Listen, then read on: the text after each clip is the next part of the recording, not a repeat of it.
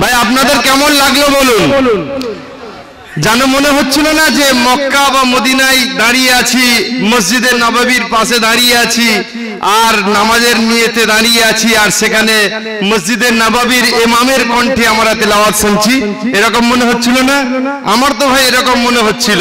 যারা হাজী সাহেবরা এখানে বসে আছেন তাদের এরকম মনে হওয়াটাই স্বাভাবিক।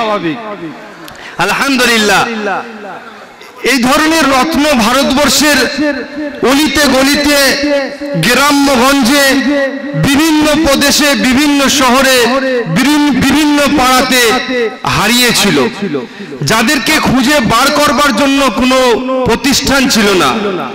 মাদ্রাসা দারুল উলুম মোহাম্মদিয়ার তত্ত্বাবধানে যে অল ইন্ডিয়া কোরআনের আলো ফাউন্ডেশন তৈরি হয়েছে, এই সমস্ত হাফিজে কেরাম যারা বিশ্বে গিয়ে আমাদের নামকে উজ্জ্বল করছে, এই সমস্ত হাফেজগুলোকে মাদ্রাসা দারুল উলুম মোহাম্মদিয়া খুঁজে খুঁজে বার করছে আর জাতির কাছে তাদের সম্মান দেওয়ার চেষ্টা করছে।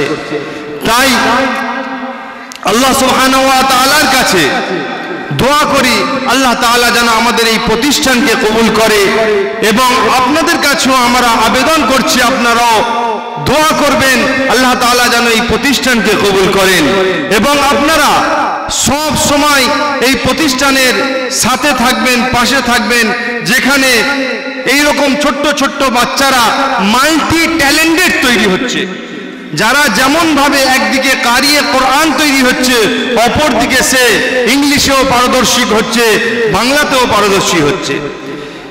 আমাদের অল ইন্ডিয়া কোরআনের আলো ফাউন্ডেশনের প্রথম স্থান অর্জনকারী আনাসের কণ্ঠে আপনারা তেলাওয়াত শুনলেন। ইনশাআল্লাহ তাআলা